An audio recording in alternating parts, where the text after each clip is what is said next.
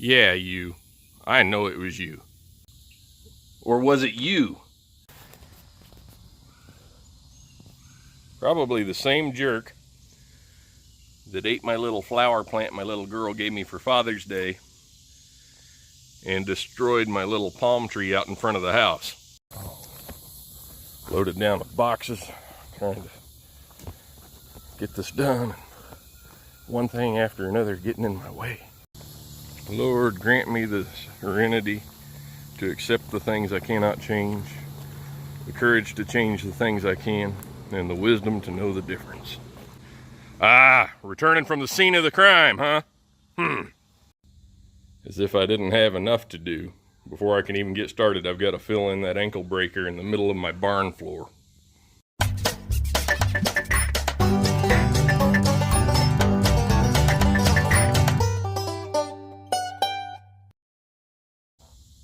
Oh man, now that we got that out of the way, for starters, this is not a gun video.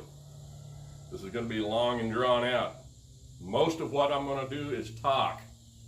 Please bear with the sound of livestock, dogs, and traffic in the background.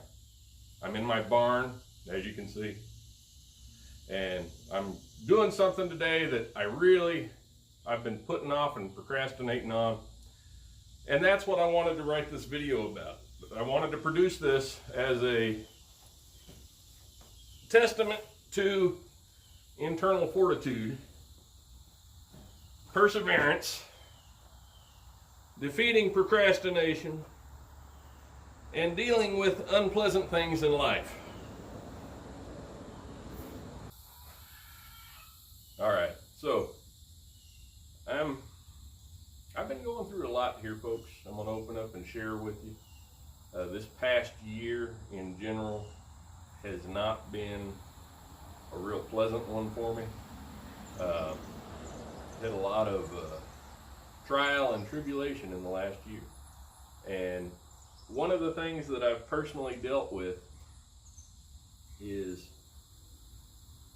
I've had a bad case of just feeling overwhelmed at everything going on, and as a result it's been difficult for me to really get anything accomplished.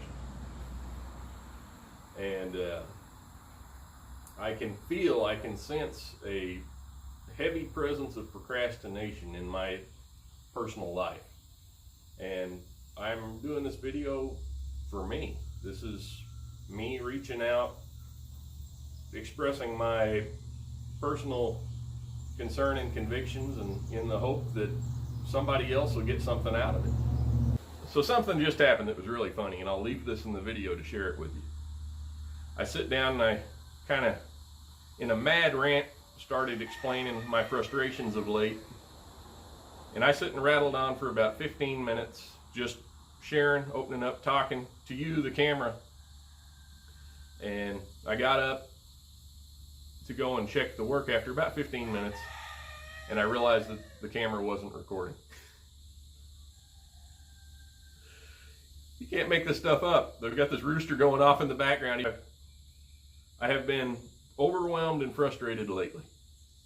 And I know it doesn't always show in the work that I've been doing for y'all, because I try to keep it G-rated and I try to keep it family friendly.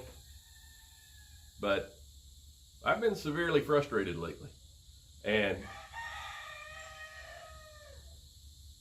it's causing me to have a negative outlook on things, and it's affecting my productivity. And with God's help, it's going to stop right now. So on that note, before I get started here, I wanted to share a couple of scriptures with you. Now, I don't normally try to hide my personal convictions, and I'll voice them when I think it's appropriate. That being said, I believe the Bible's the inspired word of God, and I use it to guide myself through life. And so I had to look up a couple of things to get me motivated and started on this project. 1 Corinthians 14:40 says, "But everything should be done in a fitting and orderly way." You know, I try to tell my kids all the time, if you're going to do something, do it right. I have done a lot of research on this project that I'm working on here. I'll try to make this real quick. This truck blew up on me back in December 3 or 4 days before Christmas. I blew a spark plug out of the head. I spent Christmas Eve installing a helicoil. I drove it for about 2 months, about maybe 5,000 miles after that, and had another semi-catastrophic failure hauling a load of goats in this pickup in February of this year. Since then, I've been working on it slowly, but I've had no desire to do it. Every time I think about getting into it, I'm frustrated. I had asked a guy at a 4-cylinder engine shop what he would charge me to rebuild the engine on this truck. And he told me, ballpark $4,500 to $5,000. And I just kind of had to shake my head in disbelief, because the truck's not hardly worth that. I mean, at best, maybe $3,000 or $4,000. Now, I know I couldn't replace it for that, but at the same time, I wasn't in a position to double the investment that I had in it to replace the engine. So I decided to take matters into my own hands. And it seems like there were perpetual stumbling blocks that got in the way. One of the things that I found out real quick after I started was these older Rangers, I say older, it's a 13-year-old pickup. A lot of these trucks with this 4-cylinder engine find their way to being exported down into Mexico and Central America. And that happens to be a real big business here in the Houston area. And because of that, when you go to a junkyard looking for a motor, they're hard to come by. And when you can find one, they're real expensive. So that added to my frustration. I did a lot of research. I decided to tear into it and see what I could find. And my objective was that when I got down to the block on this truck, I would look it over and see if I thought the block was intact and in good shape. And if it was, I was going to try to order a remanufactured head for it. And that's what I wound up doing. So sitting over there on the shelf, I've got a brand new remanufactured head that I'm fixing to try to install on this truck. The frustrations have been perpetual with this. There's been several little parts that I've needed along the way that I had trouble finding. And I realize right now in the middle of 2021, there's something of a supply chain breakdown, and anywhere you go, whether it's a car lot or a parts store or the grocery store, there's items that normally you would expect to see on the shelf that just aren't there. And it does seem like if you can find something, you're going to pay a premium for it. So with all this going on, I've been approaching the repairs on this truck in kind of a half-hearted way. And over the last few days, I've really been feeling a conviction in my soul that I was neglecting my obligation and that I was out of line with the way I should be in approaching this matter. I purposed in my heart over the last few days that I was going to use today as a golden opportunity to get this done. One of the scriptures that kind of helped me with that was Galatians 6, verse 9. It says, "Let us not become weary in doing good, for at the proper time we will reap the harvest if we do not give up." I wanted to give up on this. I wanted to pull it out by the road and take whatever anybody would give me for it and just wash my hands of it. But I can't help but thinking that that's not what God wanted me to do. I'm not a mechanic. I've never claimed to be, but I've always been a believer in determination, and if you will put forth the effort on something with the right attitude and for the right reasons, that God will bless your efforts. You know, a lot of people use the Philippians 4:13 verse of "I can do all things through Christ who strengthens me" as a catch-all and a baseline for infinite ability. And I don't think that that is using that scripture in context. I think, you know, the Apostle Paul was trying to say that regardless of your situation, you should be able to overcome. That doesn't mean we can leap off of tall buildings. But I believe that God will bless my efforts on trying to get this project done.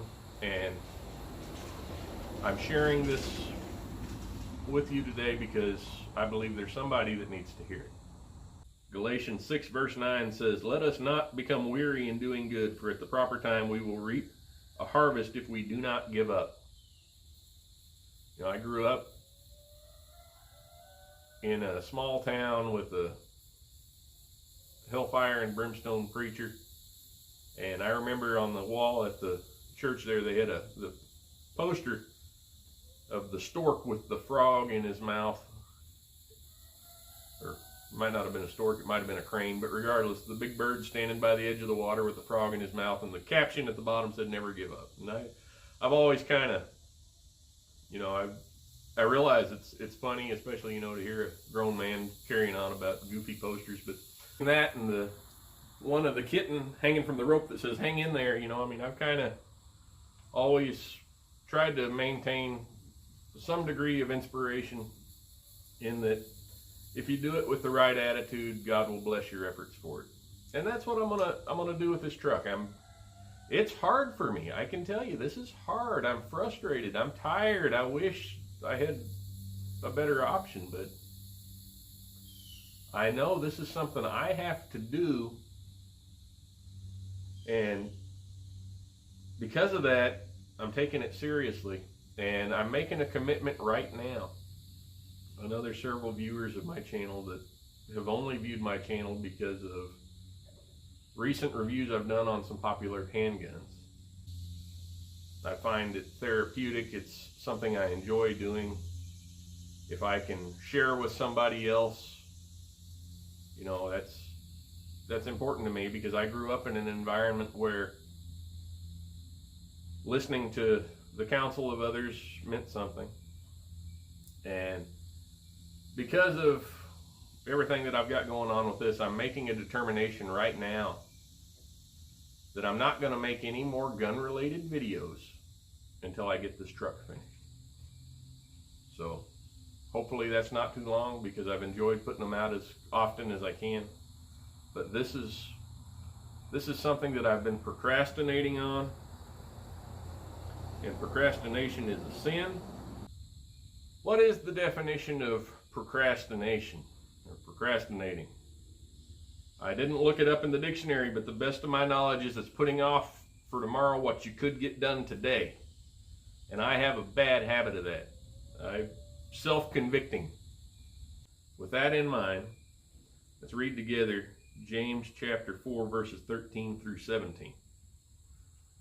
"Now listen, you who say, 'Today or tomorrow we will go to this or that city, spend a year there, carry on business and make money.' Why? You do not even know what will happen tomorrow. What is your life? You are a mist that appears for a little while and then vanishes. Instead, you ought to say, 'If it is the Lord's will, we will live and do this or that.' As it is, you boast about your arrogant schemes. All such boasting is evil. If anyone then knows the good they ought to do and doesn't do it, it is sin for them." Boy, I tell you right now, the fact that I've been putting this off is a sin. The fact that I've been neglecting obligations that I have because of my own frustrations with the way things are going in the world, that's on me.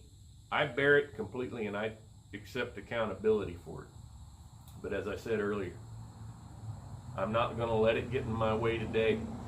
I'm going to tear into this truck right now. It is, bear with me, it is 9:37 in the morning on June 29th, 2021. I'm off today, and I'm going to make the best effort I can to get this truck thrown back together. I'm not going to make any more gun videos until I get this done. That's a personal conviction. That's something I'm going to stand by, and I'm going to make y'all hold me to it. With that being said, your thoughts, your prayers, your love, your comments, they're all appreciated. I will post updates on this as I go. For now, I'm going to give you a real quick overview of what I'm starting with. Here on the tailgate of my truck, I've got a handful of parts.